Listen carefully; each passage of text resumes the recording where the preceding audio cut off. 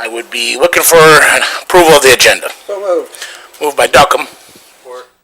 Supported by Walls. All in favor say aye. Aye. All opposed. Passes unanimously. Takes us to the first opportunity for public comment. Is there any public comment? Any public comment? Seeing none, public comment is closed. Takes us to item 4, committee items. Be looking for a motion to approve last meeting's minutes. So moved. Support. Moved by Duckham, supported by Williams. All in favor say aye. Aye. Aye. All opposed. Passes unanimously. Takes us to appointments. And we have a vacancy on the Community Corrections Advisory Board, the public seat, communications media. This seat has been vacant for several months now. Before we move on, Mike, what is the qualifications for that? What's that actually mean? So we can start recruiting somebody. Literally, I don't think there are. I'd have to double check. I don't think it's public seat. Qualifications, it is a media communications, so they would need to be from some aspect of that sector. The media? Media communications, yes. Okay. Someone in social media wouldn't qualify or something like that. I guess it would. Well, Commissioners, if you can think of anyone, let's try to get this filled by the next meeting. We will move along from there to Youth Center Semi-Annual Report. I believe Chuck's here. Hello. Morning, Commissioners. Welcome, Commissioner Alexander. I don't think we've met yet. Chuck Baker, Director at the Youth Center. As you guys probably recall, last fall, Assistant Director Twan Worthy accepted a promotion and became the Youth Services Director with the Juvenile Court here in Jackson. So after an exhaustive search for a replacement for her, Michael Jones was hired as the Assistant Director at the Youth Center. So Mr. Jones is here today. If he'd come up. I'd like to give him a moment just to introduce himself and talk a little bit about his new position. Morning, Commissioners. How are you guys doing? Good. Been with the county for approximately 15 years. Most of my career was spent at the Youth Center. I actually started there as a casual employee. Casual, just to make sure you guys know, on-call worker. Kind of worked my way up through the ranks with that, going back and forth from school in Ohio, coming back up here working on the weekends or throughout the holiday period of time. Was able to get employed part-time for approximately 3 months and was actually promoted to supervisor. So worked supervisor for approximately 12 years. Then I went downtown to be a probation officer for 3 years, and then I was actually blessed enough to walk into this position as a promotion. So now I'm back at the Youth Center where I originally started from. So grateful to be back there. I kind of think of that to be my home because it was my first real job, I guess, while I was in college, and also once I got done with college as well. So I'm kind of grounded there. My roots are kind of there. Yeah. Not originally from the Jackson community. I am down the road from actually Albion, but I think I've been here long enough where I think this is now probably my community. So happy to be here. Happy to meet all you guys. Thank you. So Mr. Jones has been with us for, I'd say, about 4 months now, and has done a remarkable job since he's been back. It's been nice to have his level of experience and yeah, he's just been a great influence for all the staff at the Youth Center. So a little bit of an update on Raise the Age implementation. As you know, that law went into effect last fall as well, so we are now detaining 17-year-olds at the Youth Center. We have seen about a 20% increase in our overall population as a result of that change. However, we have been able to accommodate those. We do have enough bed space for all of those residents, so there hasn't really been an issue there with overcrowding or anything. One of the challenges, I would say, though, has been staffing for us. We have lost a number of really good seasoned staff over the last couple of years, and it's been really tough for us to find adequate replacements for them. We found a couple of diamonds in the rough, and we're adding new staff here and there, but it's just been really tough to recruit and retain good employees. So we're seeing a little bit of less experience with our staff and our management team, but we're coaching them along and bringing them along as best we can. Some of the other challenges we've seen with the older residents is they tend to be coming in on more serious charges, more gun charges, carjacking kinds of things, and we're a small facility, so these kids are being mixed in with the same 11, 12-year-olds that are in for domestic violence and probation violations and things like that. So we do our best to try to segregate those populations, but they're in the same small detention unit and attending the same classrooms. So that's been a bit of a challenge to keep the older kids from having a negative influence on some of the younger, less violent kids. Education of those kids has also been a challenge. The ISD provides education for our facility, but again, we have a big range in age and academic ability levels for those kids from 11-year-olds to 17-year-olds. And we have some 11-year-olds that are very bright and some 17-year-olds that have never attended school really.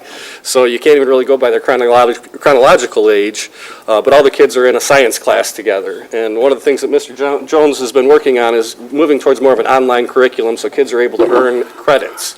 Because we can't teach a biology class, we can't teach chemistry class because we have so many, a diverse number of kids in the class. So if we go to more of an online curriculum, they can actually take classes that are meeting graduation requirements and earning credits towards graduation and thus motivating the kids more so. So we're pretty excited about that. One of the other things we have going on with Raise the Age is the state did approve a $230,000 grant to retrofit our facility with toilets and sinks in resident cells, so they won't have to come out to use the bathroom and expose our staff to additional contact with them. So we're working with facilities to get that project moving along, but those funds have already been approved. Next, I'd like to talk a little bit about the demographics report that was included with your report. I think it was Commissioner Mahoney had asked for that some time ago. Unfortunately, he's not here now, but I did want to get that report back to you guys. That was basically looking at the demographic makeup and racial composition of the residents in our custody compared to the staff that we have at the youth center as compared to the community. And so it's important to us, diversity and inclusion is one of our core values at the youth center. And so we work with kids from a variety of different backgrounds, and we think it's important that the staff body that we have at the youth center represent the community and the residents that we serve at the youth center. I think we've done a pretty good job with that. As far as the COVID-19 update, throughout the entire pandemic, we've had 29 total staff that have tested positive for COVID and 7 residents. So as you can see, it's been much more of an issue with our staff, more so than the residents. The residents have been pretty well safe. Precautions that we continue to have in place are health evaluations for both staff and visitors. We're doing temperature checks. We're still masking and social distancing, even though the rest of the world isn't so much anymore. It's still required in a congregate care setting such as the youth center. We are doing in-person visitation, counseling, and education with Zoom availability for all of those things as needed. I think Zoom has become part of our normal life now and just a tool in our tool belt that we can use as needed now going forward. We continue to do additional sanitizing and cleaning of the facility and utilize a UV light also to help in those efforts. But we feel like we've done a pretty nice job of managing the COVID pandemic and have kept our residents and staff fairly safe. So, are there any questions? Committee members, do we have any questions? Commissioner Williams. Just a couple of quick, quick questions for you. How many youth did you say you have in-house right now? In-house right now, I believe we have 18. 18? Yes. Okay. And then my final question was, you had mentioned about the opportunity to allow the children to attend some type of virtual school. Right. What avenue are you taking for that? Can you help me with the name of that again, Mr. Jones? We're actually in communication right now with JPS. Okay. They're actually going through Odysseyware. So that Odysseyware is something that is used around the state, predominantly in Jackson County. So we do have like I said, we're starting a relationship with them.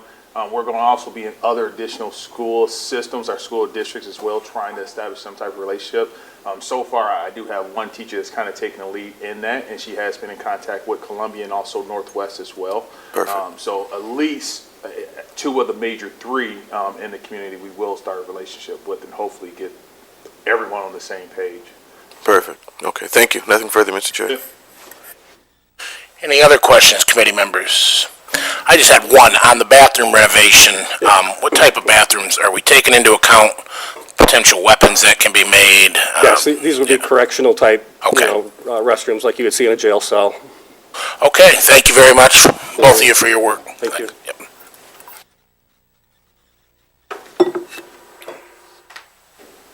Takes us to item D, Airport Semi-Annual Report. I believe Juan is not here. Haven't heard from him? Well, gentlemen, you have that report, and I would address any questions to Juan on an email. Takes us to item E, Animal Shelter First Quarter Report, and hello, Lydia.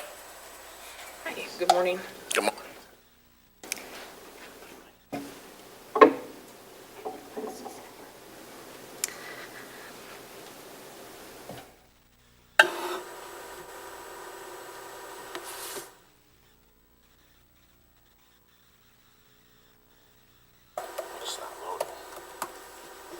Got it now. So I know usually at the animal shelter, maybe for all of you too, we usually hear a lot of negative comments or complaints, which we always want to take those into consideration and take them seriously. But it's nice also to reflect sometimes that we do get positive comments. I know it's a lot harder for people to take the time to say something nice or positive as opposed to a complaint. So I added some of those into my report today. It is encouraging sometimes to get positive feedback as well as, take into consideration any improvements we might need to make. You can go to the next slide. So in our community engagement, we were super busy in this first quarter. We had Dibble Elementary, which, if you know, is a very small elementary school, but they did a fundraiser for the shelter. They brought a lot of donations of supplies, as well as they raised over $2,600 in cash for the shelter, which is pretty big for such a small school, for any elementary school, really. The Western High School had a puppy love event. Students paid to spend time with our therapy dogs, and they raised over $385, which is pretty good. The Concord High School has a puppy protectors group, and we gave them a pet therapy visit for all their work. They also did a fundraiser for the shelter, which they do on a regular basis.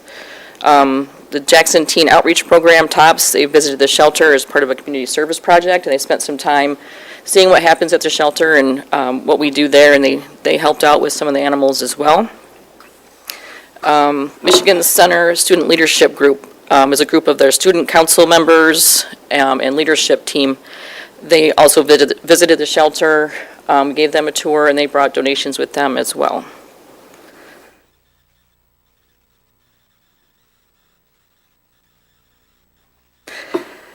We are continuing our outreach to the senior centers and assisted living facilities.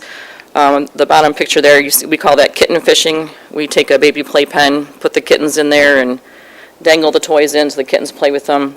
It's a little safer with kittens because they can scratch the citizens. So kitten fishing is pretty popular, watching them in their playpen. We have an event coming up in May. We're actually really excited about it. It's the Jackson's Bark and Brew. And this will be a beer tasting event. Local breweries and ciders will be available for sampling. There'll be live entertainment, food trucks, silent auction, door prizes, and we have over, I believe, 30 vendors at this time that will be also set up at the event. And I brought our cups because the first 200 people that buy tickets get the glass, sampling glass that comes with their ticket, and they get 5 free pours. Anyone after the 200 will get the plastic cup.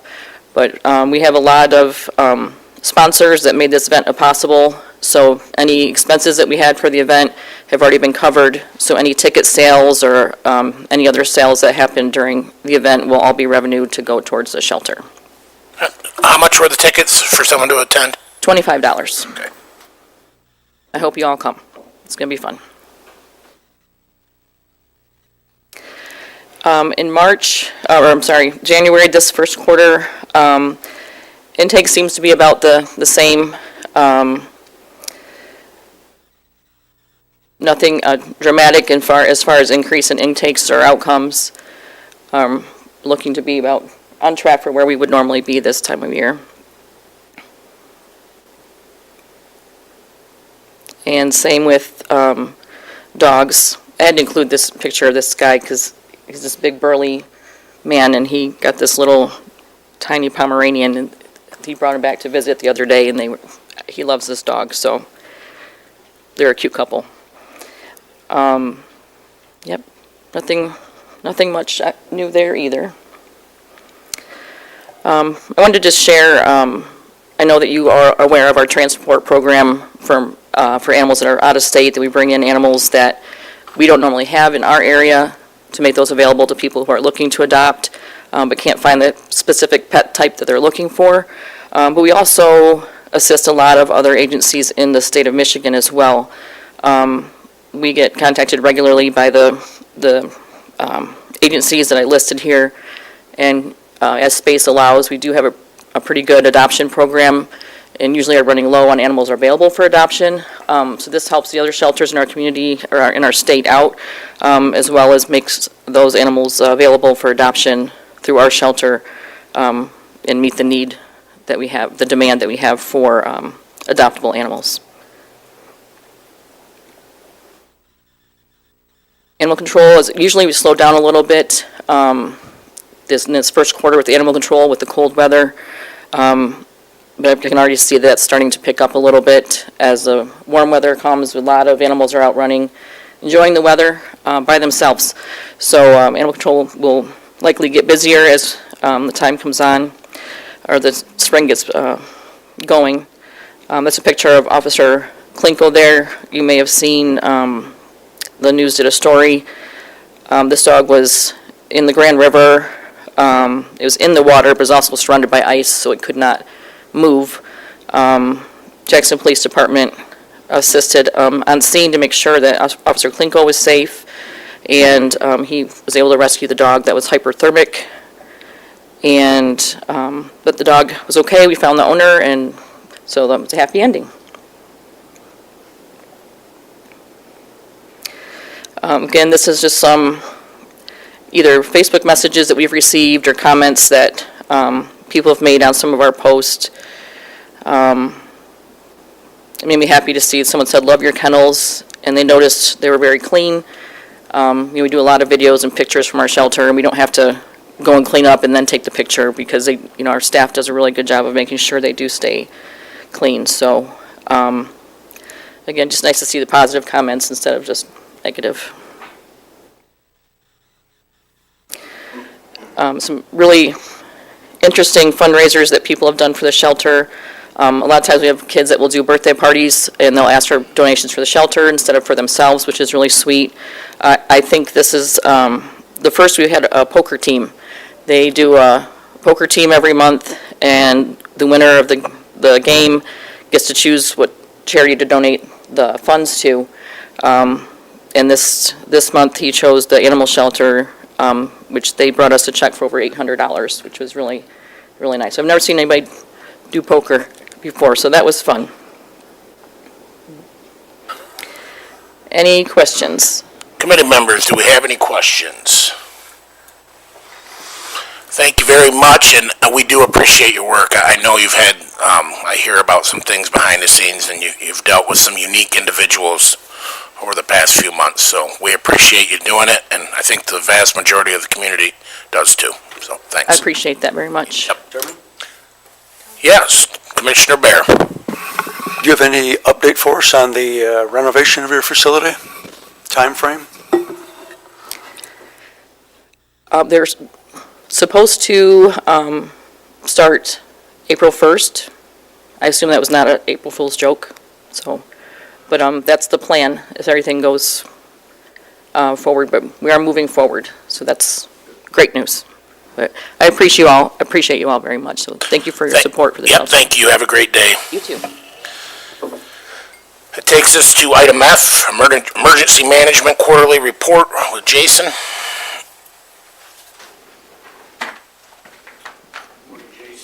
Morning, everybody. Commissioner Alexander, good to see you again. Welcome back. Next slide, please. Just a few things from our emergency management activities over the last quarter. Jackson County Hazard Mitigation Plan update. As I reported on last quarter and the quarter before that, and probably even the quarter before that, our hazard mitigation plan has been sent to the state. Last week we spent several hours, I spent several hours with the state along with Region 2 Planning Commission to get that up to speed where we can submit it to FEMA. As of last Thursday, our hazard mitigation plan was sent to FEMA for final review. Ultimately, once that either passes their review or gets sent back to us to update even further, well, it all depends on how things go at FEMA level. So I'm anticipating that everything will be good with it, but again, I can't speak on FEMA's behalf for what we have in our plan. So hopefully, Region 2 Planning Commission, dotted all the i's and crossed all the t's with that one. Jackson County Emergency Action Guidelines, or EAG, the red book for those of you that have been in the positions for a while. This is basically our guidebook during an emergency if anything happens. We're updating our emergency action guidelines. We're waiting to get some signatures. We're working through that right now with position changes and people that have to sign off. We're just kind of slowly going through. We converted it rather from a Word document to a Google document. That way we can see who makes changes and articulate and kind of update easier as we go on over the next few years. 21-22 Hazardous Materials Emergency Planning Grant, the HMEP grant. This grant is a $1,500 grant that we have to meet requirements, or I have to meet requirements of updating all of our plans, that type of stuff. So we did apply for that, or I did apply for that. I anticipate we'll get that again. We get that every year. It does go towards our LEPC, which is our local emergency planning committee as well. The 21-22 Sarah Title III reports. All the hazardous material sites throughout Jackson County have to report their Tier 2 reports to me, or to my office. Once we gather those, we look to see if there's extremely hazardous substances within these facilities. Those sites that have they call them EHS, the extremely hazardous substances. Once they have those, or once we look and see if they have those, we create an off-site plan, which is the next bullet point down there. All the emergency off-site plans for our Sarah Title III and our Tier 2 reports with the EHS have been updated. There's, I believe, 45 total within the county. Next slide, please. Our outdoor warning siren annual maintenance was conducted in January. Every year, West Shore Services, they come here and literally put hands on every single outdoor warning siren that we have within the county. Ironically, a few weeks after they were here for the PM, the siren right behind the Blackman Township Hall malfunctioned. We had strong winds and heavy rains. The box blew open. Box door blew open in the wind, and then the water got in and obviously malfunctioned the siren. So at about 5:30 in the morning, the siren's going off behind Blackman Township headquarters, which I'm sure 911 appreciated that as well with all the calls they got. So we were able to get out there and we took care of the issue. We'll just leave it at that. Severe Weather Awareness Week, March 20th through the 26th. It's coming up in a couple weeks. On the 23rd of that week, we will be participating in the statewide tornado drill at 1 p.m. Sirens will be activated, so let your staff and your constituents know if you would. Moving down to dam inspection reports, we're slowly making progress with our dams in Jackson County. Prior to me taking over this position, we didn't get the annual inspection reports. I kind of put out some emails to people requesting these documents and educating them on the requirements for those inspection reports to be submitted. So making progress, we're getting there. So next slide, please. Homeland Security Grant Program. Some of the, as you can see, the FY 19, 20, and 21, that's the funding we received through the federal program, Homeland Security Grant Program. As you can see, our numbers have dwindled significantly. We're still able to provide some projects through this program, get some things purchased for local agencies as well.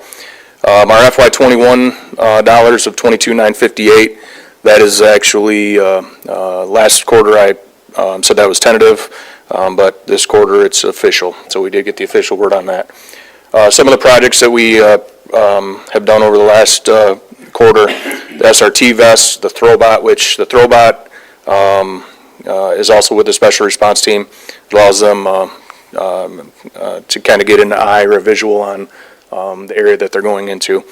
As you can see to the right, or the picture I should say, is the SRT, the SUAS, Small Unmanned Aerial System, commonly referred to as a drone.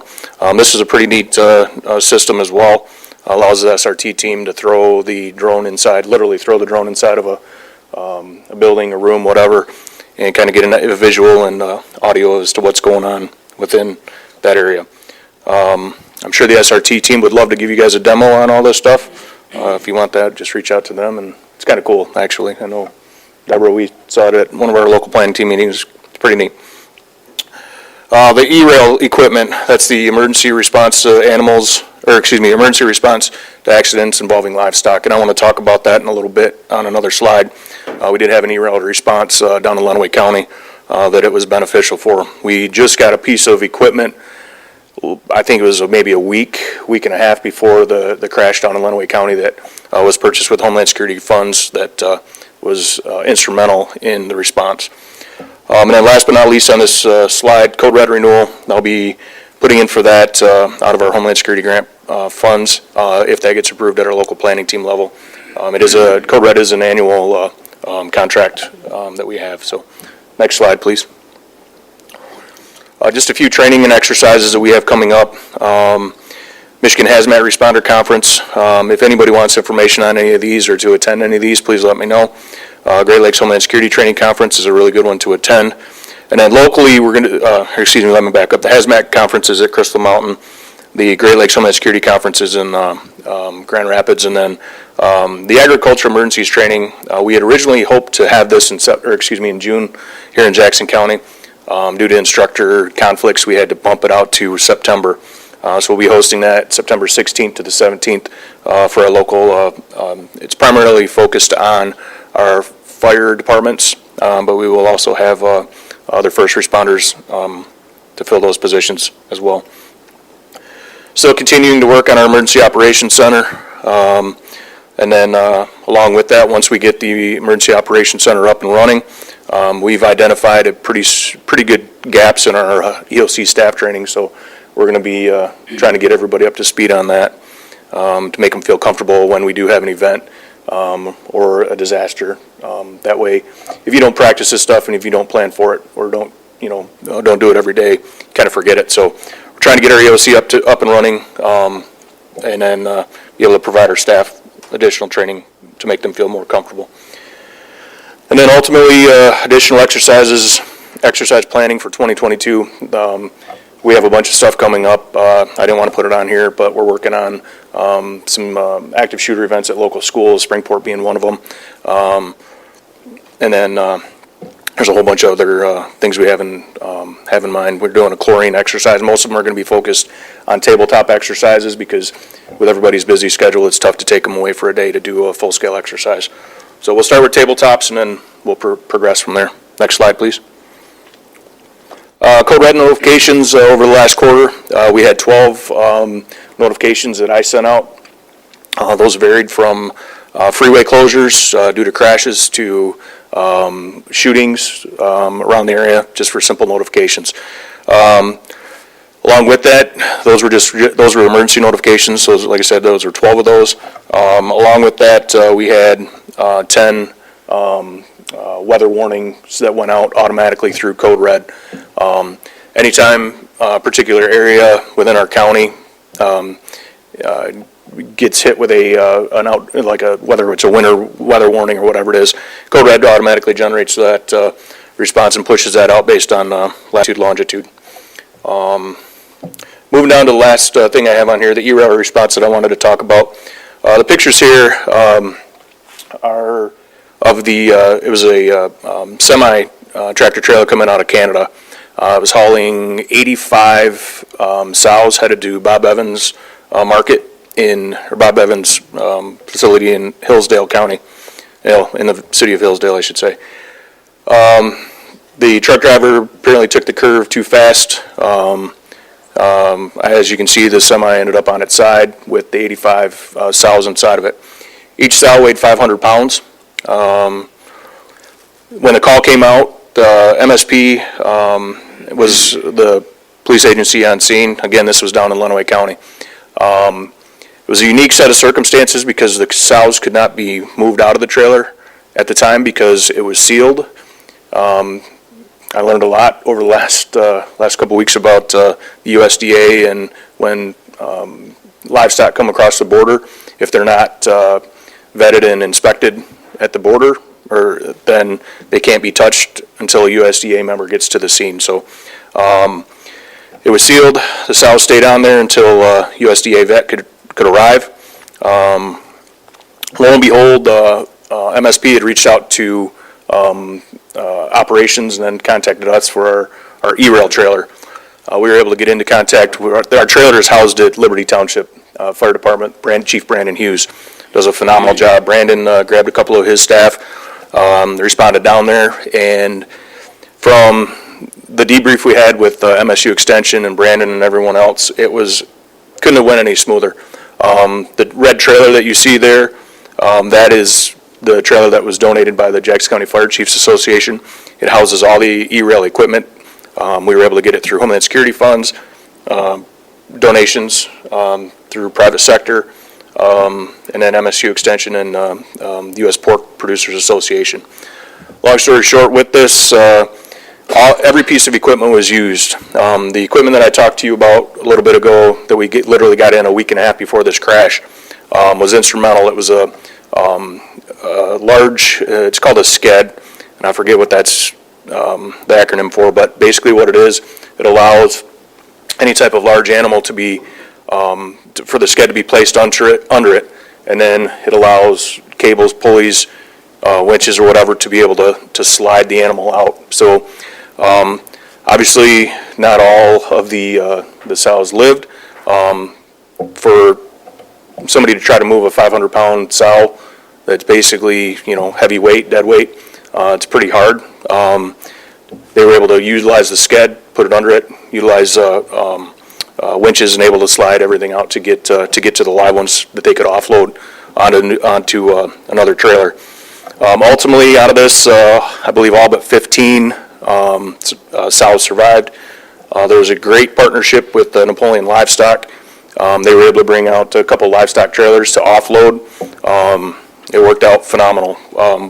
It was off the road. One of the big things that people don't want to see when they're driving by is, the aftermath. So everything was kept secured, out of sight, out of mind, and responding agencies did a phenomenal job with that. So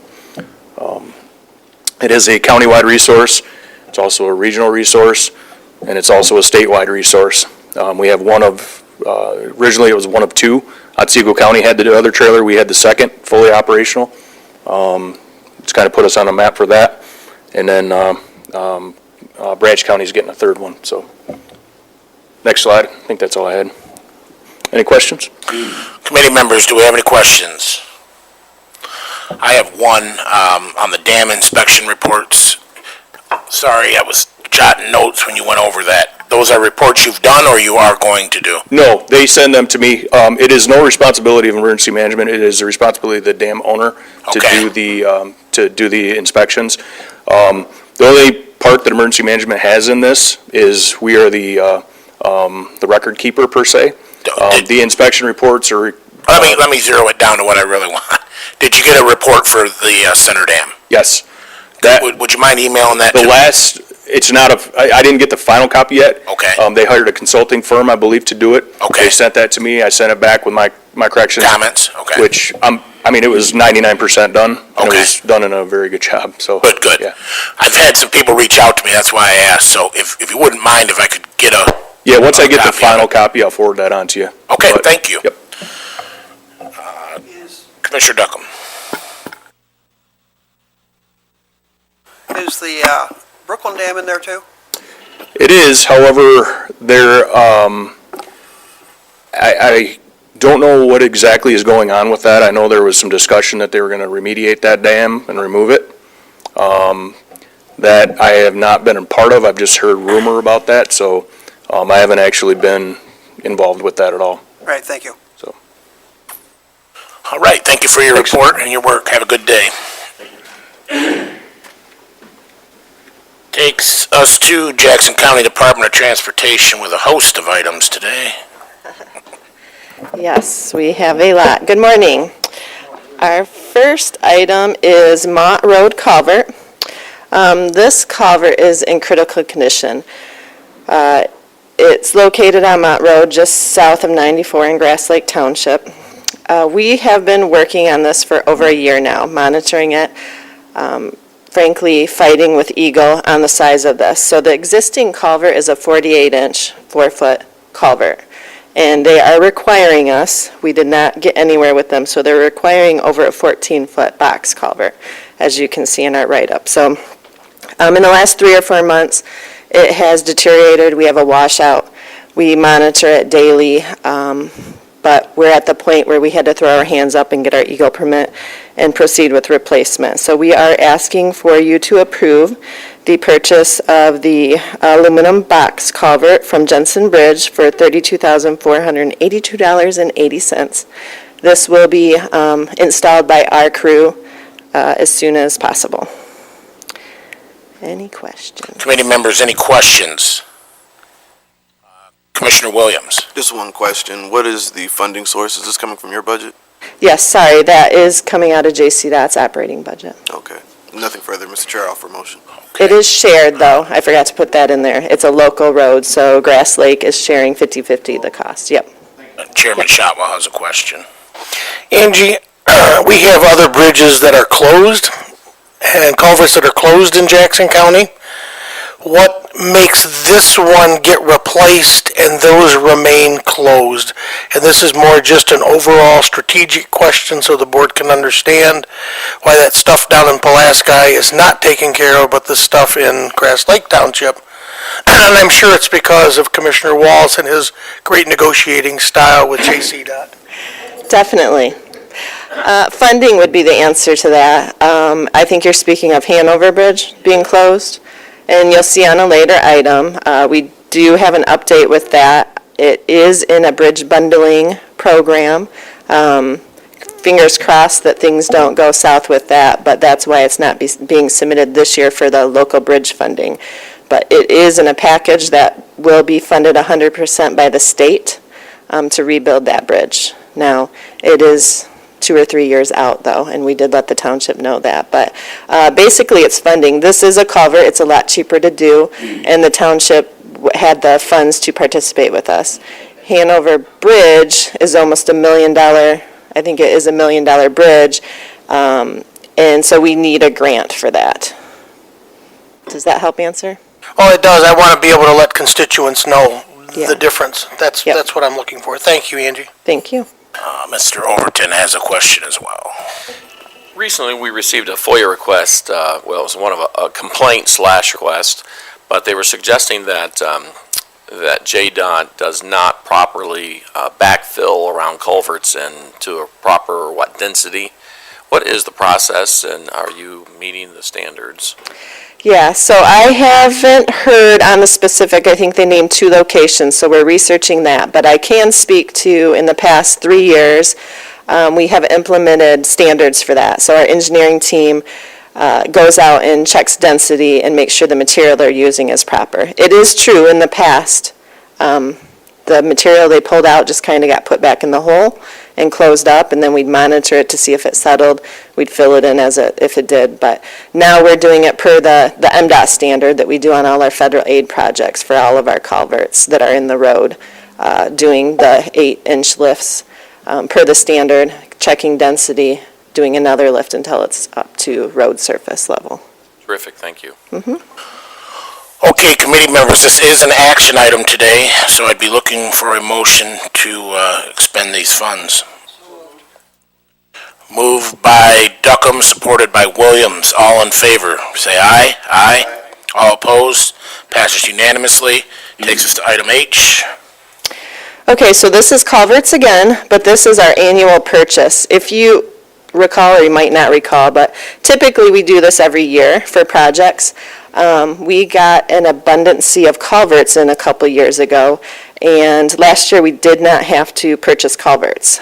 This year, doing inventory, looking at the sizes we need for the local projects that we have, all the local work and then the Blackman work we're doing, we have come up with a purchase amount not to exceed $100,000. This should be all of our mostly 12-inch culverts that we need for driveway culverts and things, and then the end sections to install them this summer. Now, because of the they're only good for, 60 days. I can't promise that I won't be before you with other culvert purchases this year. We just didn't want to have an overabundance of culverts sitting in our yard, because we have to purchase them when we put the order in. So we believe that the 100,000 will get us through all of our known projects. If things pop up, we have culvert failures, we might have to purchase an odd-sized culvert, which we don't usually keep in stock. Commissioner Duckham. Or roughly? Oh, I should have wrote that down, I apologize. My team knows it, I don't remember it off the top of my head, but I can get it to you. Okay, thank you. I just wondered, I might remember before I'm done up here, 'cause since I have It's a so good many plan. items. I like, having an inventory and all. Just wondered how many we get for that not to exceed. Or my team sitting behind me might text Jim Cole and ask him, so I have it before I'm done. I don't see anybody moving real fast, but I think they're, Will you ask Jim? He knows. He told me it, and I just forgot it, sorry. We'll get it for you. Is there any committee member questions before? Tony's not on the committee, hold on one second. Okay, Commissioner Bear. Oh, you're on this committee? My mistake, sorry.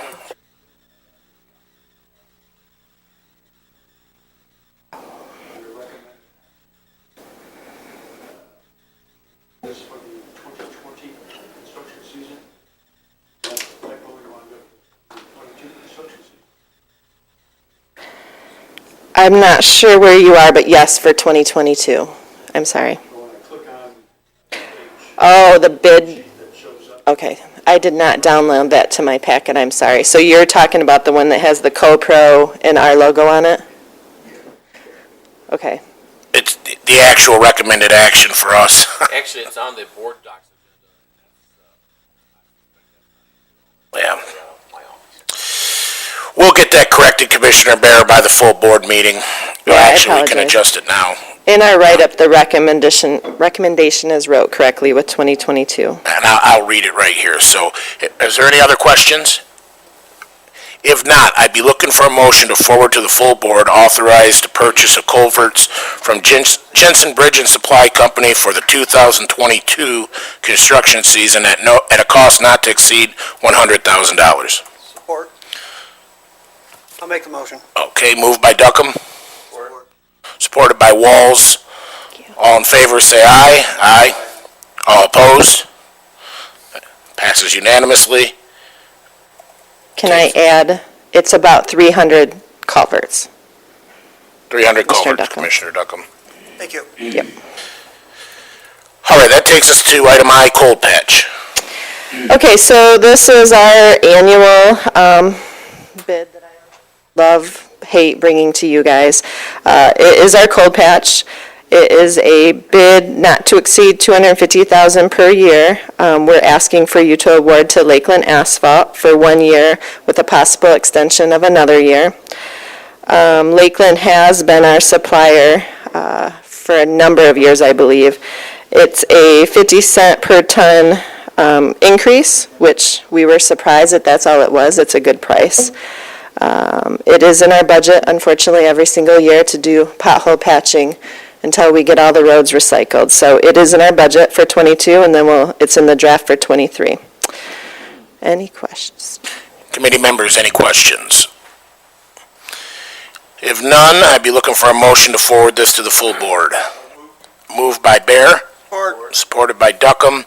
All in favor, say aye. Aye. All opposed?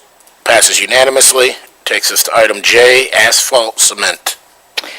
All right, so this is a material used in our cold-in-place recycling. We're asking the board to approve a contract with a possible one-year extension to Marathon Petroleum Company for a not to exceed $500,000 per year.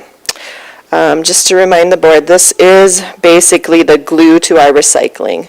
So it's injected into the recycler, the 3800. Typically, it's about 2.2 to 2.6% that's put into it. From the mix design. It is a significant increase, unfortunately, over last year's bid. And I know that I was going to get asked, so I wrote down the bid prices. In '22, if you look at the bid tab, we have 6422 and then 5828, two different materials. But this year, they're $550 and $560 respectively. In 2021, they were $385 and $395. So I think that equates to about a 40% increase. Unfortunately, we did expect that with the asphalt prices and things going up. So in case anybody's interested, the time we bid it before 21 was 2019, and it was $490 and $510. So it's jumped around with the market. But we are asking for approval of not to exceed $500,000. Okay, committee members, do we have any questions? Commissioner Walls?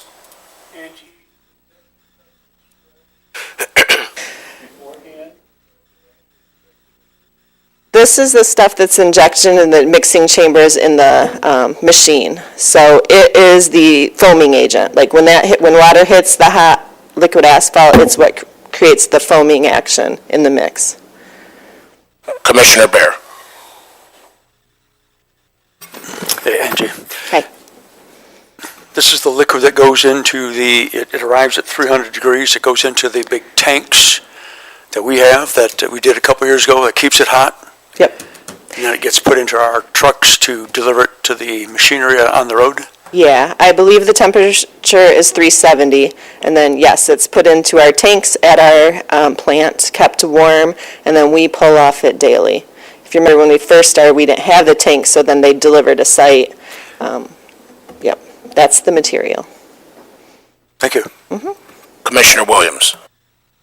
Thank you. So I forgot to ask this in the previous question, but is the supplier of this a local company? Ooh, Jensen. Marathon. Are you talking on this one? Oh, I thought you This one, I'm meant sorry. the previous. I meant to ask it on the previous, Okay. but with us being here. so I just- Marathon is, I don't know where they're actually located. Is this a company we've used in the past? It is the company we've used in the past. It's really the only supplier. Lenawee Township has their own asphalt plant, Oh, okay. and they got the exact same prices, and they were the only bidder for them. There's two, I think, in the state that deliver, but Marathon's the only one that's given us prices. Okay. So we are in the same park as exact same unit price from them to be delivered. Okay. If I may, Chairman? Yes, sir. My recollection is that Chris told us that they were delivering the tankers out of Bay City Saginaw Tri-City Refinery, and the other refinery that they could get it from was out of Illinois. Yep. And they was the same Marathon company that is the tanks in Napoleon, but not directly related. It would be like, if you sold hamburger buns and made hamburger patties type thing. You'd have two different locations you'd be building this stuff in. But yeah. Yeah, I knew the two different, Saginaw and then Illinois, but I didn't know if there was anything local. Okay. No, there's not. There's not a refinery, thanks to Eagle, in another refinery in Michigan. Okay, thank you. Thank you. Nothing further, Mr. Chair. Okay. I'd entertain a motion to forward this to the full board. Moved by Commissioner Walls, supported by Commissioner Williams. All in favor, say aye. Aye. All opposed? That passes unanimously. Takes us to item K, Portland Cement. All right, so Commissioner Waltz, this is the stuff that's laid on the ground that you were talking about. So we're asking for you to approve the award to St. Mary's Cement for 1 year with a possible 1-year extension of a cost not to exceed $100,000. So this is, we have our cement spreader that goes before our train and lays a fine dust across the road, and then it's ground up into the road and everything when we recycle. So it's about a 1 to 1.5% cement ratio that we put into our mixed designs. It's for the fines, but then also some strength. St. Mary's is our current vendor, and I believe the rate actually is a decrease, $13.34 per ton over the rates that they bid last year. So we are asking for the board to approve not to exceed $100,000 to St. Mary's. Committee members, any questions? Commissioner Williams. Same question. I know we've used this one before, but is this local? No, it's not local. It's in state, but not Jackson County. Michigan? Is that it? I would assume. It is not local. It's in state, though. Okay, okay. Nothing further, Mr. Chair. Okay. Commissioner Walls and Commissioner Duckham.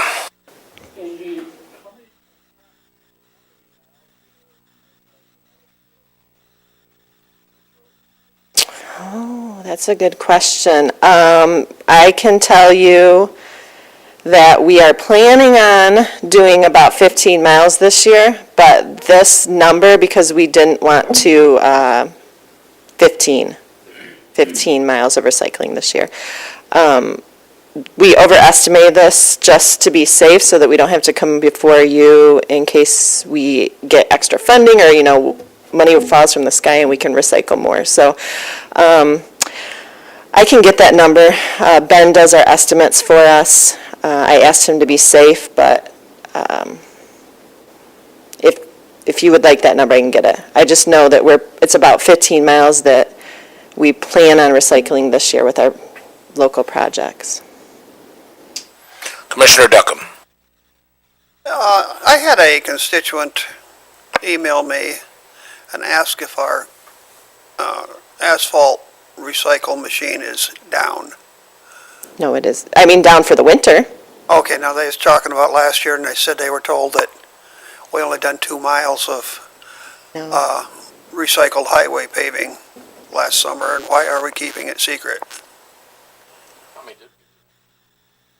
I knew you'd ask me that question. I do not remember off the top of my head. I studied loaders today. I'll get you numbers for recycling, I'm sorry. I would have that normally in my head. I can get a summary. I think we have a year-end coming up soon, but we'll have the summary of all the miles we've done for the entire program and then this year. It hasn't been down and inactive No. all year. I mean, it had some downtime, but not that Yeah. wasn't fixed within, I don't think we were down for more than a day. Our investment that paved 2 miles. Yeah, no, we did more than 2 miles. Street rumors go. To remind Commissioner Duckham, we not only did we recycle roads this past year, but we rebuilt dirt roads with it. In the off-season, when we couldn't do roads, we took it out and we rebuilt some dirt roads that we had issues with, and we found those roads to be better built and last longer through the winter and not end up with the potholing or the drain lines and everything in the middle of them. So not only are we using it to recycle pavement, we're using it to recycle gravel and dirt roads. Yeah. So, yes, it's, Good to know. yeah, well, Thank you. I spend a lot of time with 2 or 3 of our guys that are now managers of the program for us bowling, and they do nothing but congratulate me on buying that machine and what a good job it's doing for Jackson, and the fact that we're going to have all-season roads when that thing gets done coming from all of our factories, so we won't be doing the seasonal shutdowns as much to affect our manufacturing process in Jackson. I'm good with that. I'm glad to hear it. Yeah, this past year, we did Blackman Road, which was, I think, almost 2 miles. And I know we did that subdivision in Blackman that was over a mile. We had more than 2 miles. I can get you that list. Well, I'm pretty sure we did, but I didn't know about the gravel road rebuild, so that's good to know. Yeah, the gravel road that we paved with, yep, I think that was our last board update, that I had that highlighted in there for you guys, yep. Thank you. Commissioner Duckham, would you like to offer a motion to forward this to the full board? Motion by Duckham, supported by Bear. All in favor, say aye. All opposed, passes unanimously. Takes us to item L, concrete work. So this is a as-needed bid. We, with our township work with concrete driveways and curb and gutter, we need a contractor on standby to be able to do that work for us. So we're asking you to approve this as-needed bid to Mata Brothers Construction for 1 year and then an extension if needed. The cost is not to exceed $125,000. This work would be the driveways, sidewalk, curb and gutter, and any other miscellaneous things needed. As much as we would love to do the concrete work in-house, we aren't there yet. We have tried some in our back 40, doing some training grounds for our recycler, to mill up next to concrete work. So I think in the future, we probably can do some concrete work internally with our crews and not have to do as much with the contractor. But for now, we're asking for the $125,000 per year. Committee members, do we have any questions? Seeing none, I'd be looking for a motion to forward it to the full board. Moved by Walls, supported by Bear. All in favor, say aye. Aye. All opposed? Passes unanimously. Takes us to Act 51 certification. Can I go back? Commissioner Duckham, it was about 10 center line miles last year that we did.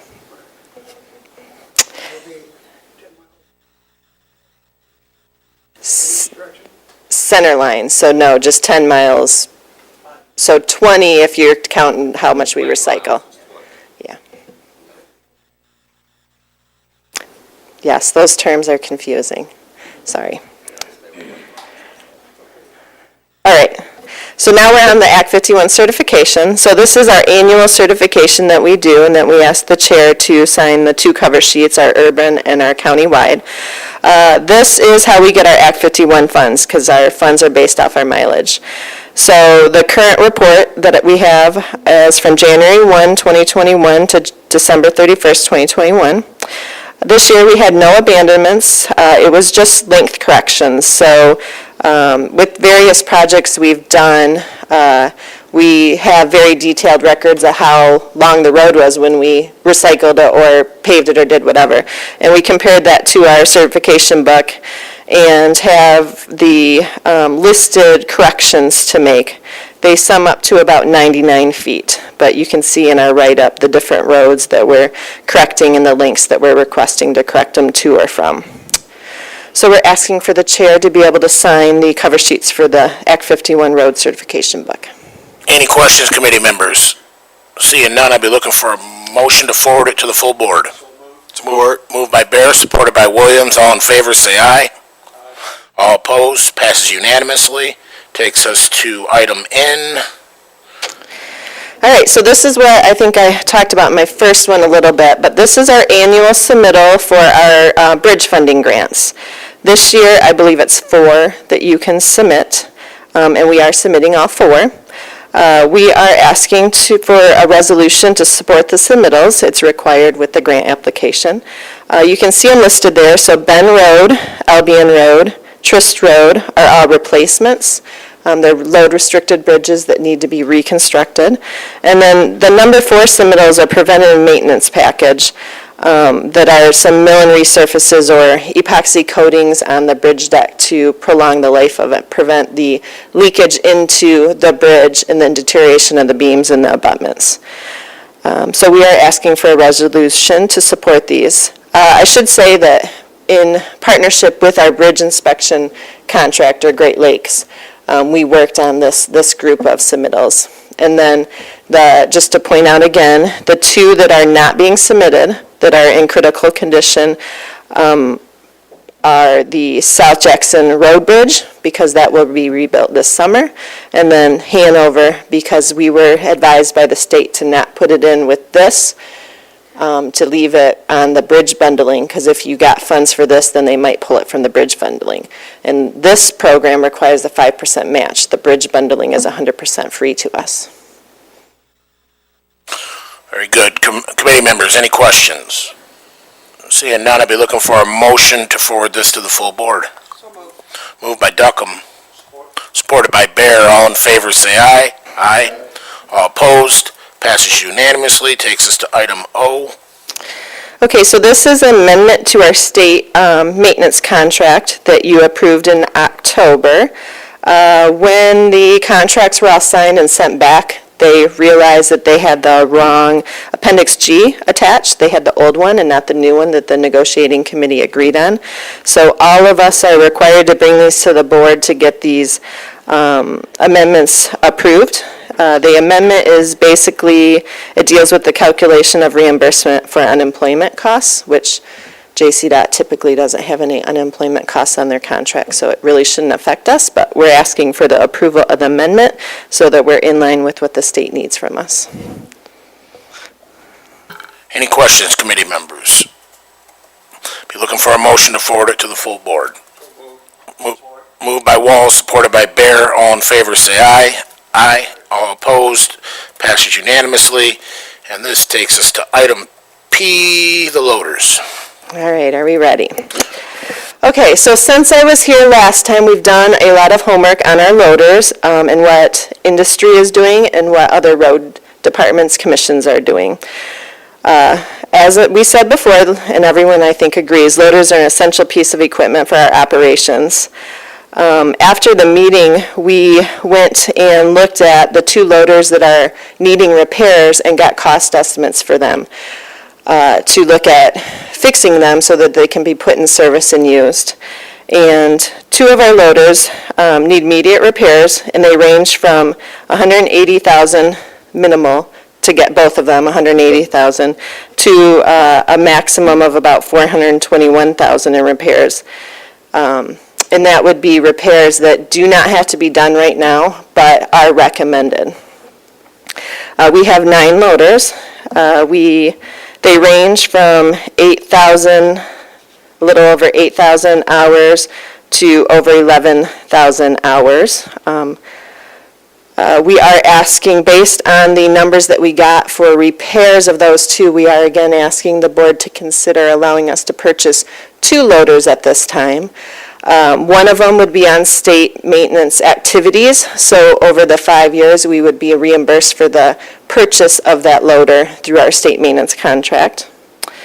I would point out that our homework shows that industry replaces them, so construction industry replaces them basically after 10 years or 7,000 to 12,000 hours. And then the road commission world, most of our partners look at 10 years, 10,000 hours. I can, just to clarify in our opening statement of the authorization where it has the $334,521 each, that does include $5,575.35 of finance charges over those 60 months. So we're asking the board to consider authorizing the purchase of 2 loaders from Alta Equipment for a cost of $669,042 over 5 years. Okay, committee members, Commissioner Duckham. I was reading your response, your report on this, and somewhere I seen, well, we have one at 18,000 hours? If I can tell you, there shouldn't be one at 18,000. I've got them wrote right here for the 7 of the older loaders, and they range from 8,177 up to 11,889. Okay, and what's the age of the oldest one? According to what I read, they were all purchased, these are all loaders purchased since 2015? No, so I have the years. 2004 is our oldest. We have one that's 2005, 3, 4, 5 that are 2006, if I did the math right. 1, 2, 3, 4, 5. And then 2 that are 2017. 2017s? Yeah. Those are the case. And are those the ones that people don't like using? Well, they have not been good loaders, yes. That's why we didn't consider looking at case this time. Okay.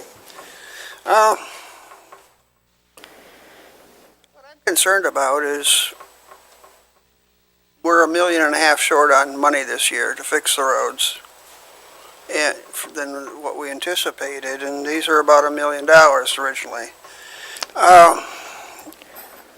And then I look at this and I can't make any sense of the numbers. I mean, in one letter, it's not to exceed $80,000 to fix the loader, to make it where it keeps right on running. And then the other one is not to exceed $100,000. Then I see other estimates, $204,000 and $229,000. But I see what I consider, and I'm a garbage man, okay? I'm not the smartest knife in the drawer, but I have run equipment. And I see charges on things like remove and inspect the frame, We're talking about an engine that don't run. Why are we going down and taking the thing apart and putting it back together from the ground up? We're talking an engine. And then I see here that, a quote, engine 20R1903. The engine costs $20,342. Freight's $2,100. It looks like a remove, I don't know what the I stands for, it's saying install, okay. $5,400 with a $6,000 core. That's $27,000 to replace a motor. And I can let Bob bail me out if I misspeak, but I was told that everything above the $68,790 on that quote that you're looking at is for the engine replacement. Yeah, all those things have to happen to replace the engine. And I would point out that this cost is from CAT, and CAT knows we are not looking to purchase new CAT loaders. So I would think that they're giving us a fair cost because they're trying to get our business to do work with them still. Did I say that Well, right? I just, I And don't the know. 68,000 cab, just while we're talking about it, that is for them to fabricate because they do not make cabs for ours anymore. So that, if you read the email that was in there, if we're lucky, if we go this route and we want them to look for a cab, we might find a used one somewhere and then it wouldn't be anywhere near the 68. But to fabricate them, Commissioner What's that cost? Kennedy Walls and I come out and looked at them. And you've got it's a double layer door, hollow in the middle. You've got some holes in the outside part of the door, but they don't go through to the inside. They're not pretty, but they keep all the weather out. And I'm talked to a fabricator, he says like for a couple $1,000s a door, he could renew the darn things. $68,000, that's a new pickup truck for a 4x4 cab that just don't look pretty. we agree. Part of that cab is the rollover protection also that is the route, is that cab. The cabs were rotted in the door, bottom of the door, where guys kick off mud and salt off their boots. Did not see any structural damage. These things, There's a lot of structural damage to them all the way around, not just at the door. well, I think we need to inspect them again, some of the commissioners, because I'm not buying into this, okay? It's changed so much, the cost to rebuild it, the cost to replace it. My God, you guys got prices of $392,000 to refurbish a tractor. It looks to me like we went out and found the most expensive we could buy, and then played that against the new tractor. Of course we wouldn't refurbish it for $392,000 when we can buy a new one for $335,000. And it just looks like, I feel kind of like I've been played. Of course we wouldn't do that, so I don't even know why you guys went and got it priced for $392,000 rebuild. You didn't ask, I asked specifically, you can go back and look at the meeting, what's wrong with these? And I was told engine. Okay, so they looked at refurbishing because I asked them to look at all avenues for loaders. And so you do have a smorgasbord of prices because we were looking at everything. What we need to do minimum to get it running, which is the $180,000. And then what needs to be done or could be done while it's there to save time because it's going to go out in the near future. So while they have everything off, there's a cost savings to doing it then. And that's that 192 and 224. And I might be saying the numbers wrong, but there's Close. that You're another. And then the refurbish was just to see what that cost would be, to compare it. Yes, it was eye-opening. We shared it to show you that, not to say that's what we want to do. We were not trying to pull wool over anyone's eyes. We're just trying to look at every single avenue we can, because we too don't want to waste our money. We want to do what's right. And I need to point out that you pointed out the 1.5 shortfall. That's why we're asking to purchase these two, because if we are able to purchase two, then we don't have any preventative maintenance that we have to do on that. It's covered. We have bumper-to-bumper warranty, so if something breaks, they're doing the work on it. We're short on mechanics right now. we don't have to use our mechanics to do it. If we pay the 180, knowing that we're gonna have more things break in the near future on it, our mechanics have to do that work when we're short on mechanics. Plus, we can't finance that, so it's 180,000 out of pocket today to fix them, because we need them, versus the monthly payments. So I apologize that that's how you feel. That is No, not. we've got a lot of loose ends here. I mean, we go one way and we go, I appreciate you trying to get a broad spectrum of I think that's what you guys options. pay us to do. options. But, I mean, fuel tanks, why do we need fuel tanks? I mean, are things leaking as they're going down the road? One, yes. They are rusted out. We had one of our others that we had to get a new fuel tank just because it was bad. And then we tried to take we took the one off of the one that was up on the hill to get auctioned off, because that's the one with the blown engine. And when we took it off to try to use it, it had holes rotted right through the top of it. And so we couldn't use it. We had to buy a new one for that one. So we bought a $5,000 fuel tank to get that one running. But then the one that we took it off still has no fuel tank. It's got a 5-gallon bucket right now sitting on the fuel line just because there's no fuel tank there. And that's one of these and that we're talking about if we get new that we would sell. I think what we have is a different definition of rust. Now, there's holes in the fuel tank. Okay, but most of this stuff we've seen out there was discolored yellow paint. The doors in the battery box is all I seen with holes in them. Now, you say everyone needs a fuel tank. I've never bought a $5,000 fuel tank in my life. I'm not sure we said every single one needs a fuel tank. They are all the same year model. They've all been used the same way. If one or two of them have holes in the fuel tanks, the others are going to have them. In the future. And Bob, we talked about your maintenance cost. You said the 7 loaders over the last 5 years. You gave me a number of total maintenance costs. I divided the 7 years into months by the 7 loaders, and I come up with about $750 a month.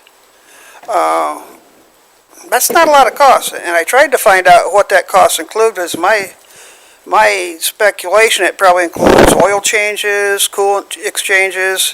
That's regular operating costs.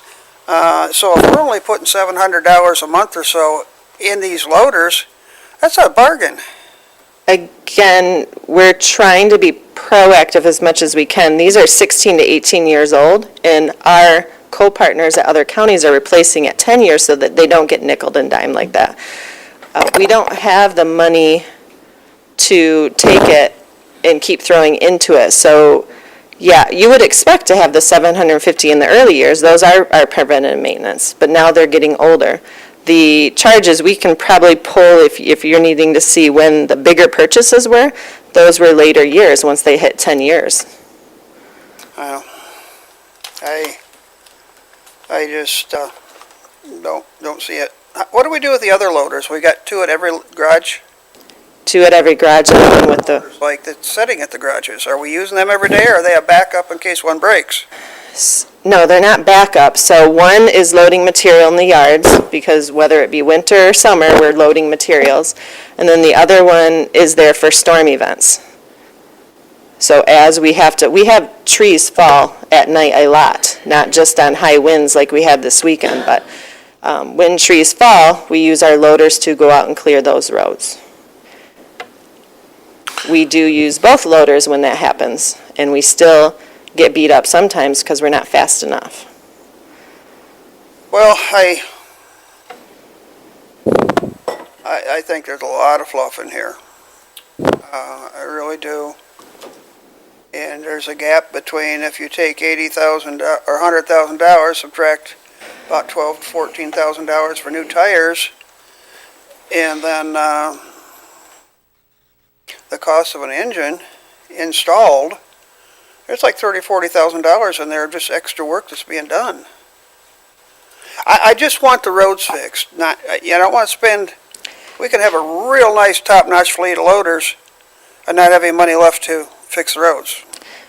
That's what I'm concerned about. We want the roads fixed too, so it's a question of level of service. When there's storms and there's trees in the road, if you want us to just go drop barricades and leave them until we can either have the contractor clear them, or we can get there with a loader when we're down to just 4 for the county-wide, and that's what you're telling us to do, then that's what we'll do.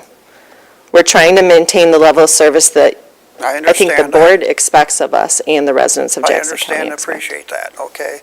Your last choice, it appears, is to buy 2 new ones with the state paying for 1. So we only have to pay for 1 new one, the state pays for 1. Essentially. I caution in saying that because we have to pay out of pocket. It's after our state audit happens that we get reimbursed. Because it's through the depreciation process of the equipment that we get reimbursed on the state contract. Just like our snow plows, yes. But essentially, they are paying for that 1. Okay, I just see funding shortages coming up and like you pointed out 40% increase on a solvent we need. I'm afraid we have all new tractors and all the stuff, but the money left over to put the roads down. So, I don't know. That's my questions. I believe, Commissioner Bear had his hand up before mine. That's okay. So Angie, these loaders are also used for scooping up the salt to put in our salt trucks. And then these loaders with salt in the bucket, they go underneath the chloride wetting bar to get chloride dumped onto the salt. No, our trucks actually have a wetting system in them. So yes, we treat what you're talking about, our salt does get treated, but it's on the truck. Okay. So the salt is corrosive, of course. Yes. Do you have any procedures, any maintenance procedures where you periodically just hose these vehicles down to get the salt off of them?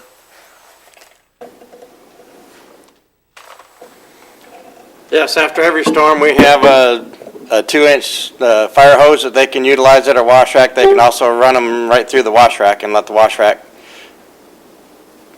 clean off everything that they can. So we got 2 different avenues of how they can clean. And Okay. usually at the end of every storm, when the drivers are cleaning up their trucks, they also clean up the equipment.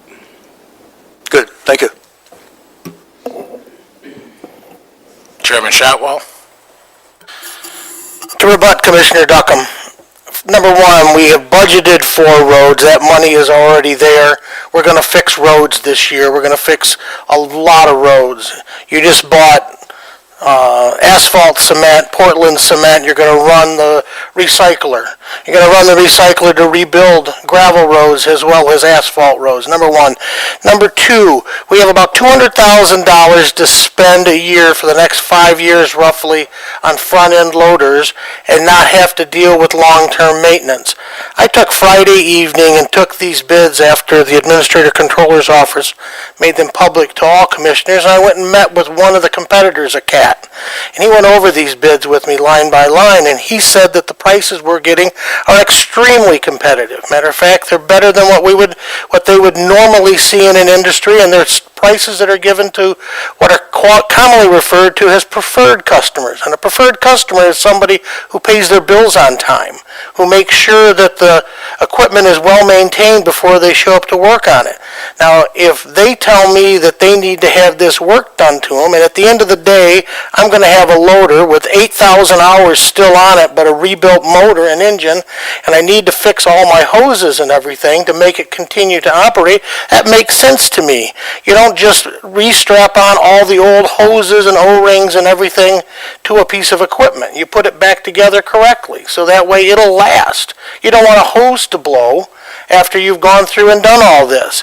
So after about 2 hours of discussion with this competitor to these bids, telling me that these were in line and that this is a very advantageous process that we're going through, and that preventive maintenance is a better way to go than waiting till you're having to emergency buy stuff. And then with the way deliveries are at the moment, you're 6 months out or you're 9 months out on a piece of equipment or a pickup truck or a car. That's the problems that we're having in this environment at the moment. Now, are we going to have a shortfall of funds in the future? We may. And if we do, this board has always been very proactive to deal with things like that, and we need to have the trust of our staff that they'll come back and tell us that we're coming up on a problem.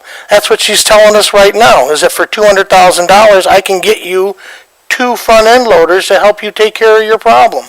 Or you can spend around $100,000 to $180,000 per front-end loader and still have an $8,000 to $9,000 vehicle sitting out there. I'm going to trust our staff that they're telling me that this is the best way for us to go to maintain our roads. I'm a professional commissioner, if you would. I spend a lot of time here reading stuff, but I'm not a professional road builder, nor am I a professional equipment buyer like you are.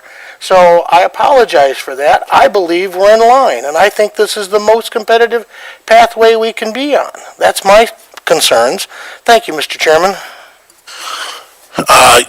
You're welcome, and Commissioner Duckham, feel free to respond. Thank God you only have one vote, Steve. You talk about rebuilds and replacements. They're asking for $700,000 worth of loaders, not rebuild or replace. They're going to have $700,000 worth of loaders. Commissioner Duckham has the floor. We'll And I can make all kinds of recommendations. I've done this stuff myself. And no, we don't want... Steve, if you have a flat tire on your car, you don't go out and buy a new engine too, because the engine now is older than the tires. And that I'm just not buying into that. There's a sensible way to go so far, and you get another 10 years out of this thing. There's a nonsensible way to go, like rebuild everything in it, including pins and bushings and springs and gadgets and decals and paint, so they all look pretty, but that doesn't get your work done.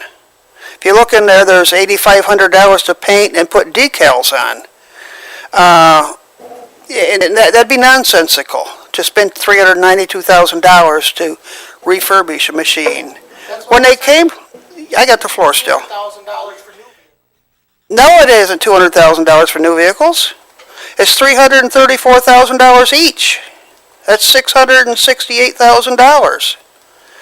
And I'd rather have it in asphalt is all. I would love to have all new equipment. Everybody would. But when this first came up, I asked why we needed to replace these, and they said it was basically a rust issue. And these things weigh 35,000 pounds. A little bit of rust don't mean nothing, okay? And rust issue, then we come up with a motor and transmission. Now we need tires. I went out and looked at these, okay? I mean, they're not ready for tires yet. We're picking our machines apart that we have because to justify the reasons to buy brand new ones. And like I say, I'd rather have the money in asphalt on the road. There is a happy median, but we're going from one extreme to the other here. That's all. No more rebuttals out of me either, so I'm... Okay, I believe Commissioner Williams had a question or input. I do, but before I ask my question, Mr. Chair, did I see your hand go up before mine? Thank you. So just a couple of clarifying questions just to make sure I have this understanding correctly. So with the purchase of these, we also have coverage for any maintenance on these particular machines. And so with all the other expenditures that we have in terms of concrete or whatever those cases, that's outside of what we purchase now, or I guess what we will purchase at our full board meeting, we have those things already allocated. We have a budget line for those, correct? Okay, sorry. You're talking big budget. I'm talking all big items, picture. yes. Okay, yes, thank you. Yeah, so, yeah. I don't know how much you want me to talk about the 1.5 he pointed out. That's with overtime, a bunch of different factors that we're controlling, trying to limit. So That's all worst case I scenario. wanted just to clarify again that although these are purchases that we have to make, we have a budget line for it, for those purchases. And then also again, just to clarify, I asked the same question again with the loaders that we're purchasing. It also comes with maintenance on those purchases. Yes, maintenance and bumper to bumper. So basically, the only thing we'd have to put money in is if we damage it. Okay, and then last question: how long do we have that coverage for? 5 years, the life of the 5 loan. years. Okay, thank you. Nothing further, Mr. Chair. Okay, Commissioner Walls. You know, I'm not really opposed to purchasing these. And my big question here is how far is the state going to take and neglect to give us our Act 51 money this year as compared to it has in the past? We have other expenses that came along with contracts and such ever. My biggest concern is that when we get all done at the end of the day, are we going to have enough funding to support it all with the different things that come down the road?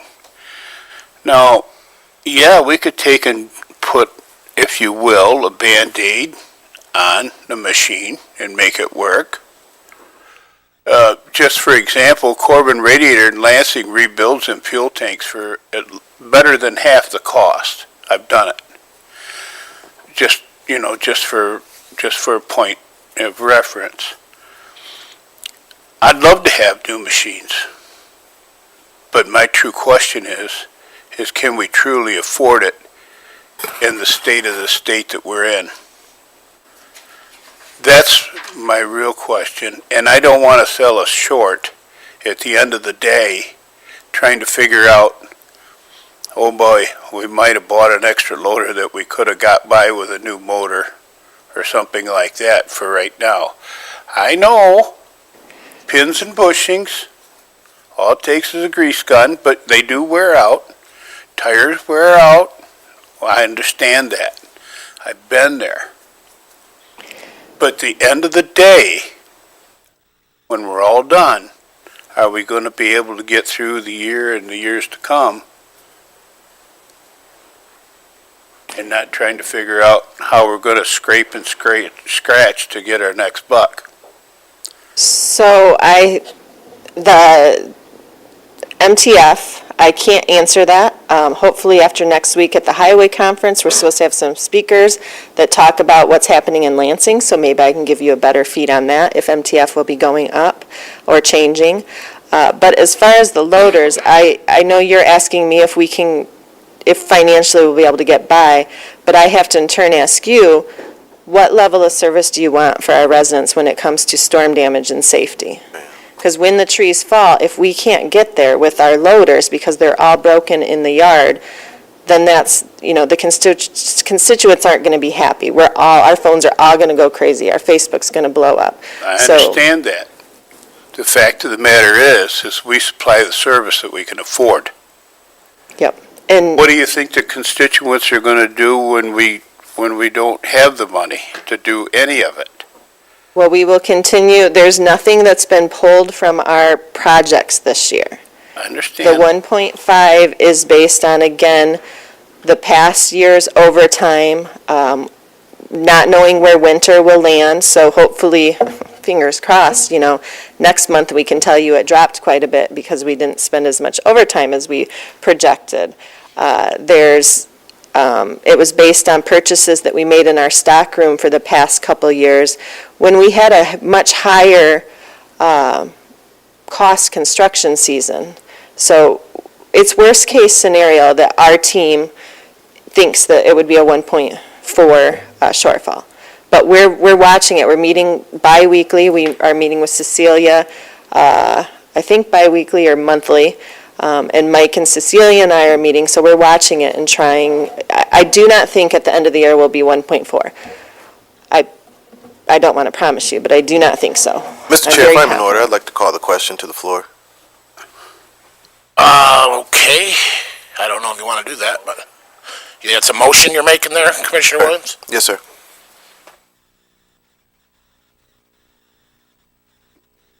I'm not seeing a second. Yes, Mr. Overton. I was just going to comment on funding. Yeah, obviously, at this point, we really don't know what's going to happen. We do know what the history is, that it has gone down. To be frank, given gas prices, I suspect people are going to drive less. So it's very likely funding will go down some more. I do think that the state is going to have to change how they fund roads. If the onslaught of electric cars come on, people won't be buying gas at all. And that is a primary means of funding roads. So I see the legislature having to do something different. What that will be is yet to be determined. As far as the shortfall we have currently, we're definitely on track. We're making changes to the budget, to the operation over there, not to minimize what we do in roads, but to reduce our costs where we can. I'm very hopeful that we will balance that by the end of the year. I mean, we've got some thoughts on that, and we're working towards that goal. So, we have to live within the budget too. We understand that, so we're going to be working on that. And one other thing I would add while I've got the mic on here, in regard to the cash flow situation. Cash flow is difficult in the sense that, we only get our money when it comes in. In the meantime, we have to have enough cash to pay the bills going forward. And what Angie had said earlier, when you finance it over 5 years, it spreads out our cash flow. If we do the repairs, it's a lump sum when we have to come up with that kind of cash. I'm not suggesting that's the end all and there's the answer. It's not, but it is a factor to consider, I would add.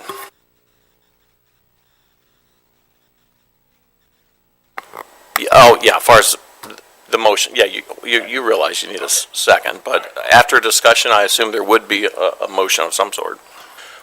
Can I add a couple things or not? So just to kind of build off what Mike's saying is our team, so the 1.4, we have been, so federal aid projects, originally and what's in our 1.4 shortfall, the McCain Roundabout was over, the design was, I think, $250,000 over. We have since gone through processes at RTF to add state D funds so that JCDOT is not going to have to pay that shortfall. So that's another $250,000 that's going to come off that 1.4 when those TIP amendments are done. There is about a $700,000 debt service reimbursement through Jackson RTF that was a TIP amendment done back before the end of the year that is not into that 1.4. That's because the state has not figured out how they're going to do those projects yet. As soon as I know that's a for sure thing, that will come off that.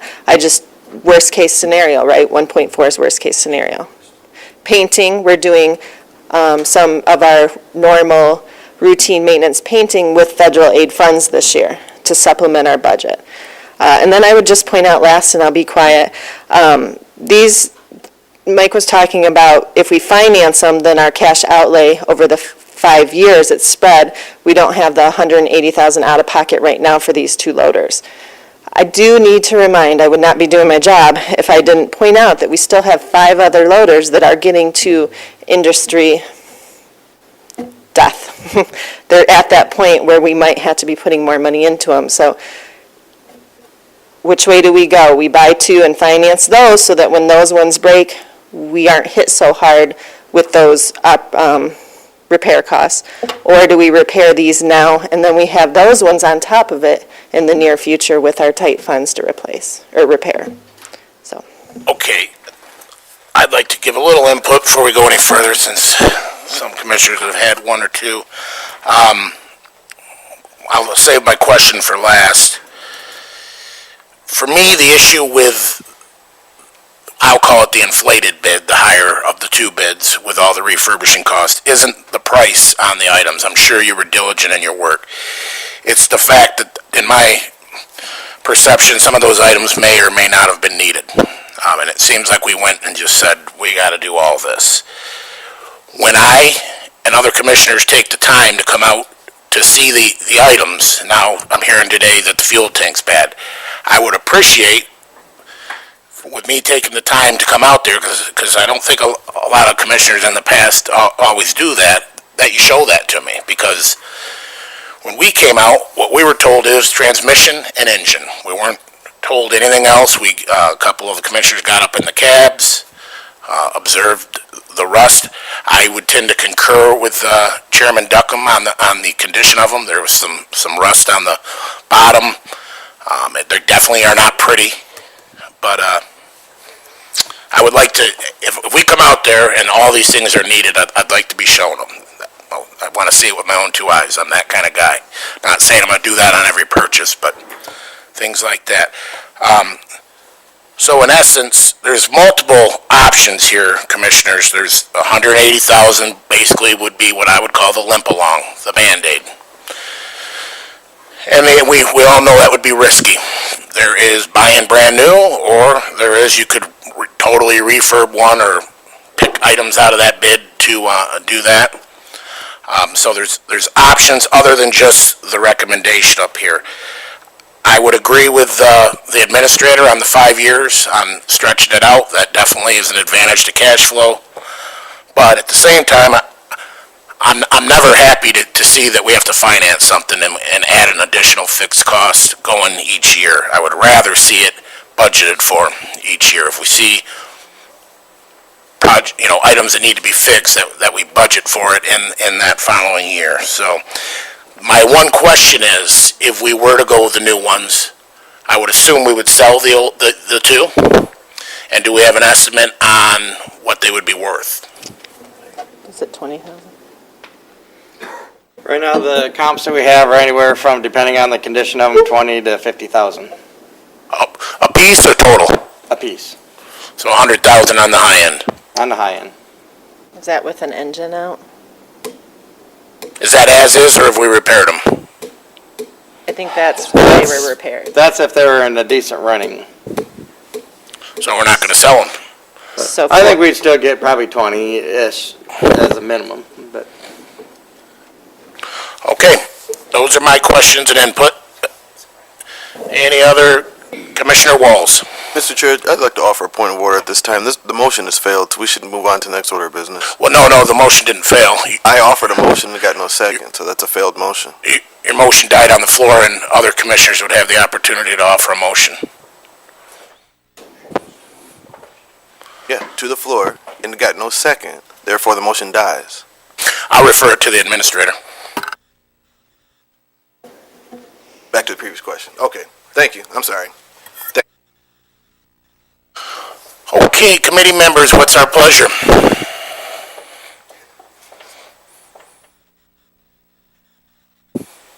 I'll support Commissioner Williams' motion. Okay. It already died. You'd have to offer, I offer motion. okay? Okay, so moved by Williams, supported by Walls. I would ask for a roll call vote. The motion is for what action? Could you read the motion? The managing director, Director of Engineering Technological Service recommends that the board authorize the purchase of two 2022 Volvo L120H wheel loaders from Alta Equipment Company at a cost of $334,521 each, and a total cost of $669,042 over 5 years. This is to the full board. That's the motion that was made, to forward that suggestion to the full board. Okay, roll call. Commissioner Bear. Yes. Commissioner Walls. Commissioner Duckham. Commissioner Williams. Yes. Chairman Kennedy. Yes. Passes. Thank you very much.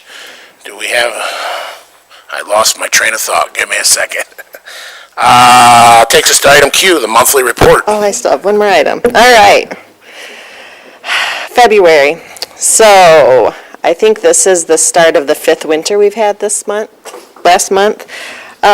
But we just put some pictures in there of us with the various activities. The mini excavator there was removing the snow after the big snowstorm, before the big melt, trying to prevent from all of our flooded roads. So we went out proactively and cleared snow from catch basins, curb inlets, different things where when the snow melts it goes into, so we don't have flooded roads. And then we loaded our trucks ready to go out.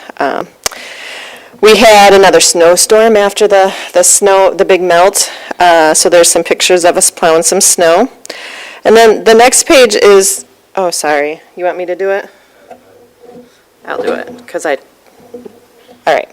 So these 3 pictures are actually pictures from when I went on rides with our snowplow drivers in one of the storms. And I posted on Facebook just to remind people, many people will swerve in between those 2 plows, as you see in the center picture, that are tandem plowing together. They do that on purpose to clear the snow so that we don't have, I know a lot of us have drove the highways when we don't have 2 plows and you're driving and you hit that slush pile in the middle and it kind of throws your car. So we do this as much as possible, especially through the 94 construction zone, to prevent that. So they're plowing together in tandem to clear that snow. And then just a picture of our side plow. I was in the passenger seat of a plow seeing it in the mirrors they have, but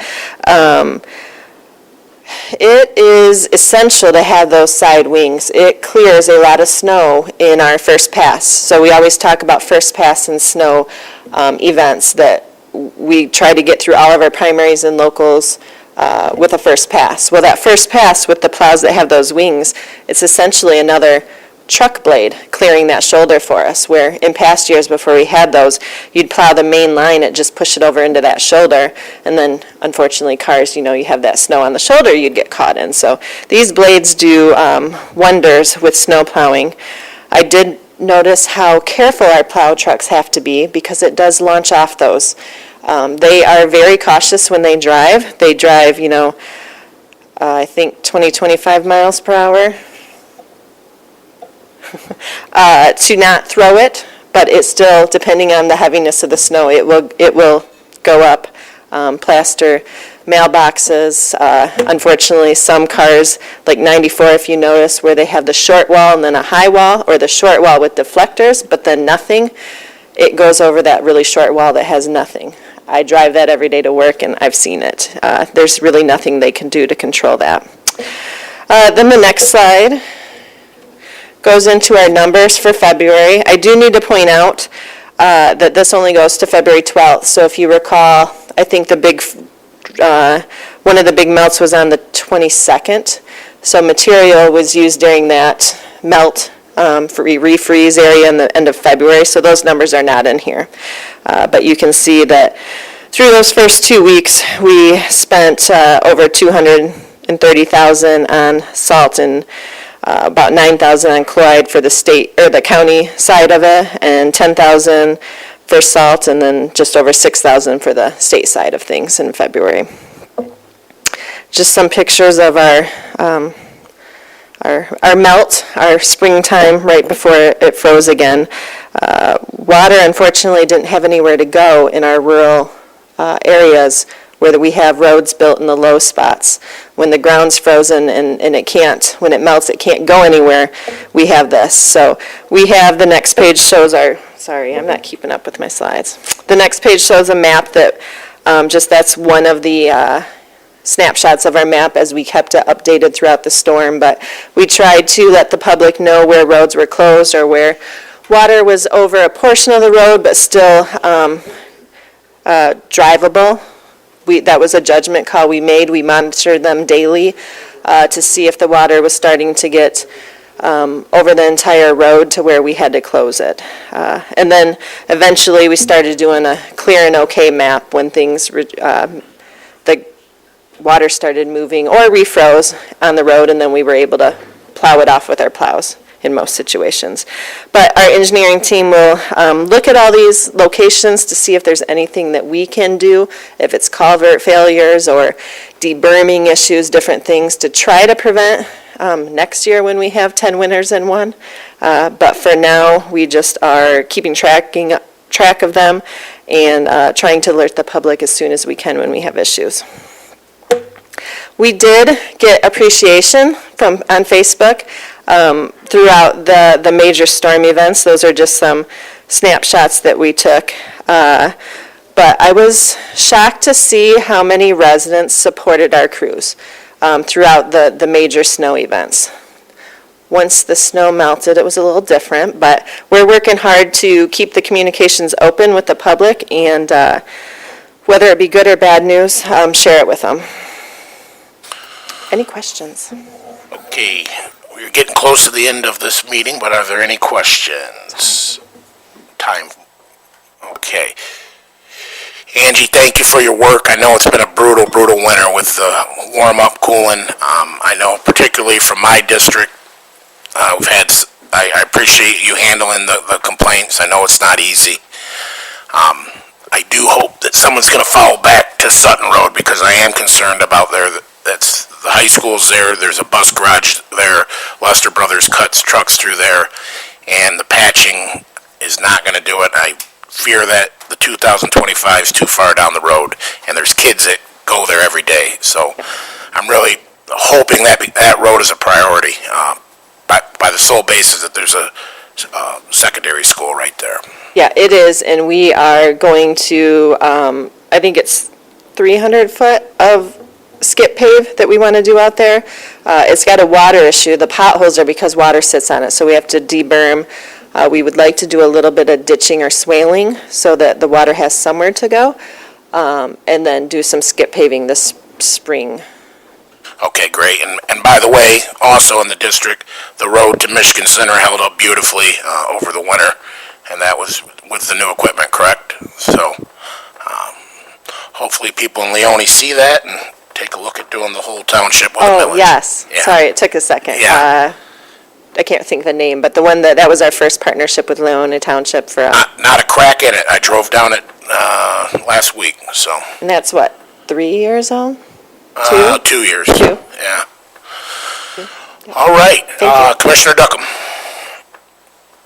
Angela, nothing personal here. I think you guys are doing a great job on the roads. We just got a different philosophy on how to get there. And I support you guys. I just don't agree with the purchase of all the equipment, because it's something I don't think we can keep doing. We bought and we bought and we bought. When Christopher was here, we got one of everything pretty much. I don't think we can replace at the same rate. It won't work. So I want to be diligent on how we spend our equipment money.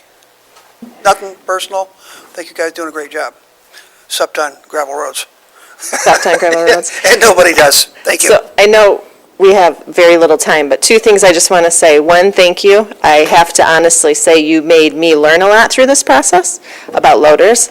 And 2, we are doing an asset management plan. So I think Mike updated you guys that we have over 250 pieces of high dollar equipment, but we have total about 400 to 450 pieces of equipment. So Bob and I is not allowed to retire until we have this plan done. But it's basically all of our equipment with the years, the year of the equipment, thank you, and how many hours, engine hours are on it, and then what industry, or we have to do road department replacement plan. So we're reaching out to the counties to find out, what is their replacement plan on theirs, years and hours. And then we will have that plan to share with you guys that will include all of our equipment in the near future, but not like next month. It's going to take a little bit of work. But we are working on that, because you're correct, Christopher, past management purchased a lot of equipment, and I think he was honest in saying that some of that would replace and phase out older equipment we had, so we need that plan to show you guys. We're working on it, and I thank you. Thank you very much, and thank you to your staff. Thank you. That takes us to item 5, other business. Need a motion to pay the claims. Moved by Duckham, supported by Bear. All in favor, say aye. Aye. All opposed, passes unanimously. Takes us to item B, other minutes, of which there are none. Takes us to item C, reporting schedule for next month, or not. Well, I don't know why that says December. Okay. Jackson County Department of Transportation Semi-Annual Report, Animal Shelter Emergency Management. And that takes us to public comment. Is there any public comment? Any public comment? Last chance for public comment. Seeing none, public comment is closed. Takes us to committee member comments. Are there any committee member comments? Seeing none, meeting adjourned.